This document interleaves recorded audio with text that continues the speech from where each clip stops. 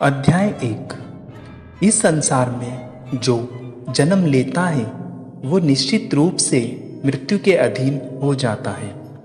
यहाँ भगवान श्री कृष्ण कहते हैं कि इस मृत्यु लोक का हर एक प्राणी, चाहे मनुष्य हो या पशु पक्षी हो या फिर पेड़ पौधा हो, हर सांस लेने वाला प्राणी अपने जन्म के साथ मृत्यु को भी लेकर आता है। हर प्राणी को एक न एक दिन निश्चित क्षण पर मरना अर्थात अपने शरीर को त्यागना ही पड़ता है। अध्याय 2। मनुष्य को सिर्फ कर्म करने का अधिकार है, फल की इच्छा ना करे। अर्थात भगवान श्री कृष्ण कहते हैं कि मनुष्य को चाहिए कि फल की इच्छा त्याग कर कर्म को अपना धर्म समझकर करे, क्योंकि जो भी मनुष्य फल प्राप्ति की इच्छा करता है उसके मन फल के बारे में सोचकर अपने कर्म और कर्तव्य से विचलित हो जाता है और उस इंसान को वो फल प्राप्त नहीं होता है जिसकी उसने इच्छा की थी। इसलिए भगवान श्री कृष्ण कहते हैं कि मनुष्य सिर्फ कर्म कर सकता है, फल कदापि मनुष्य के अधीन नहीं है।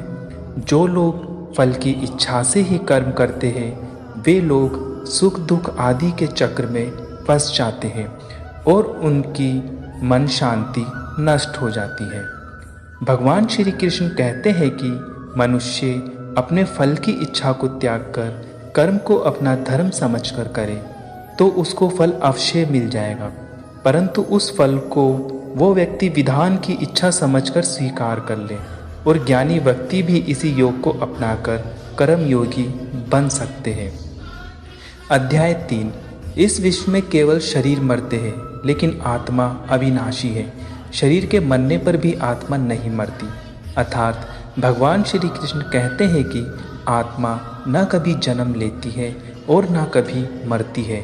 वो अजन्म, नित्य, सनातन और पुरातन है, जो शरीर के मर जाने के बाद भी नहीं मरती।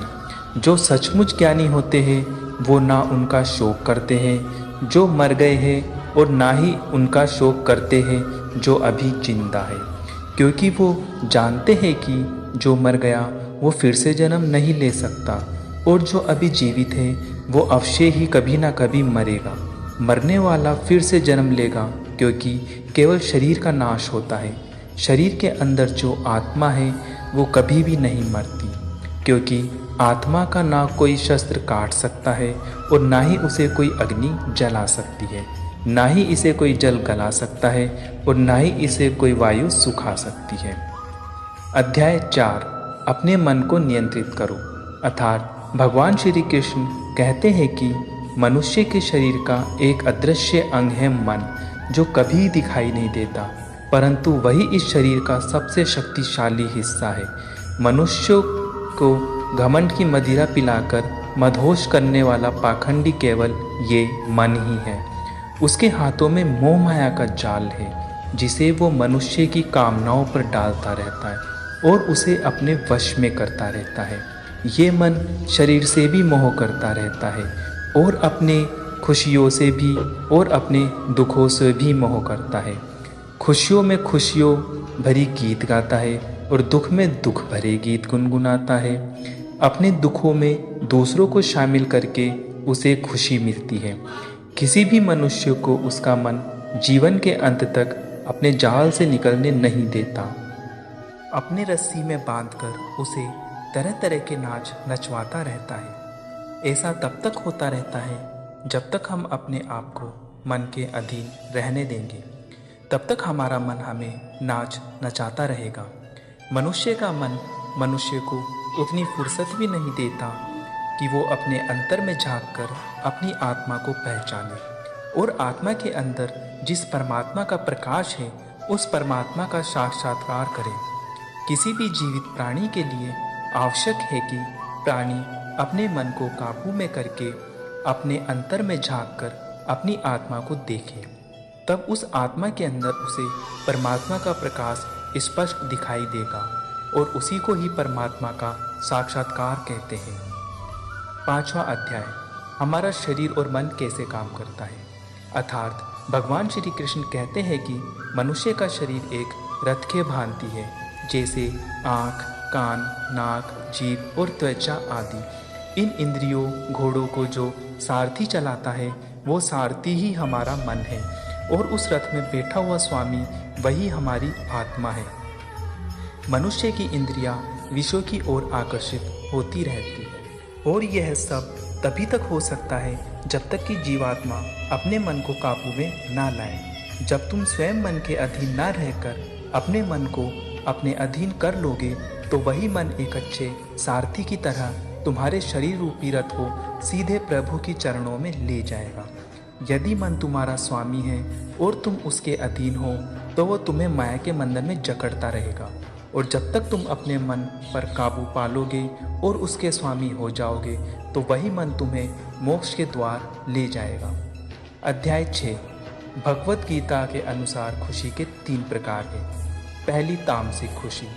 पहली प्रकार की तामसिक खुशी हमें ज़्यादा सोने से या ज़्यादा आलसी होने की वजह से मिलती है, यानी कि आराम करने वाली खुशी। दूसरी खुशी राजसिक खुशी।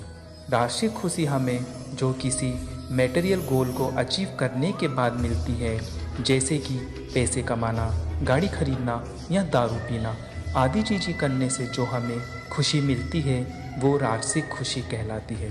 और तीसरी खुशी होती है सात्विक खुशी। ये तीसरी प्रकार की खुशी होती है, उसे ही सात्विक खुशी कहा जाता है। भगवत गीता ये कहती है कि तामसिक और राजसिक ये दोनों खुशियाँ अस्थायी होती है, पर सात्विक खुशी है ना, वह पहले हमें जहर की तरह लगती है लेकिन बाद में वो हमें शहद की तरह लगने लग जाती है। अध्याय 7।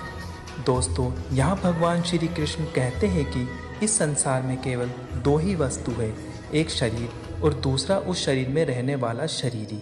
इस शरीर में रहने वाला जो आत्मा रूपी शरीरी है वो कभी भी नहीं मरता और जो शरीर है वो सदा रहता नहीं है।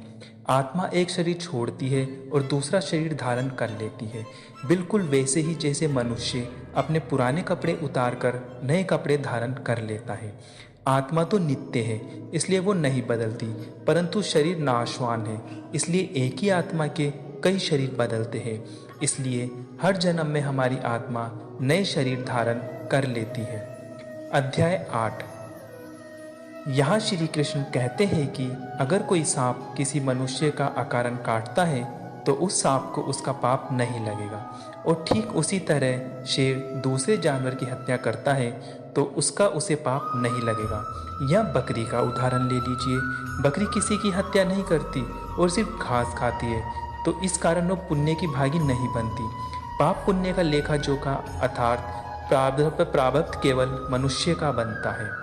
दोस्तों, इसका अर्थ यह है कि अगर कोई पशु किसी की अकारण हत्या कर देता है तो उसका उसे पाप नहीं लगेगा, लेकिन कोई मनुष्य अगर किसी भी जीवित प्राणी का अकारण हत्या कर देता है तो उसे उसका पाप लगेगा, क्योंकि इस पृथ्वी लोक पर समस्त प्राणियों में जो विवेकशील है वो अच्छे और बुरे की पहचान रख सकता है और वो मनुष्य को छोड़कर कोई और प्राणी नहीं कर सकता। इसलिए जब मनुष्य अपने पाप और पुण्य भोग लेता है तो उसे फिर से मनुष्य की योनि में भेज दिया जाता है। अध्याय 9। एक ही कर्म किसी के लिए पाप बन जाता है और दूसरे के लिए पुण्य बन जाता है। अर्थात मनुष्य किसी कमजोर और बूढ़े व्यक्ति का धन लूटने के लिए उसकी हत्या कर देता है तो उस व्यक्ति को निश्चित ही उसके द्वारा किए गए कर्म का पाप लगता है। और यदि दुष्ट मनुष्य किसी स्त्री के साथ जबरदस्ती बलात्कार करने की कोशिश कर रहा है तो उस स्त्री की रक्षा के लिए अगर कोई व्यक्ति उस दुष्ट मनुष्य की हत्या कर देता है तो उसका उसे पाप नहीं लगता बल्कि पुण्य लगता है।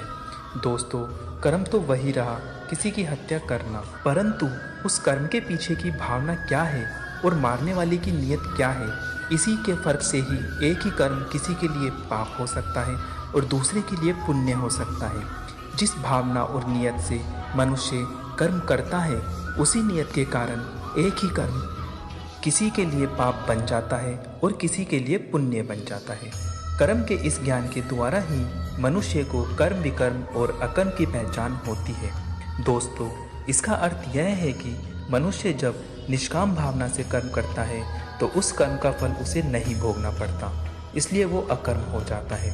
कर्म उसे कहते हैं जिसे सकाम भाव से और फल की इच्छा से किया जाता है।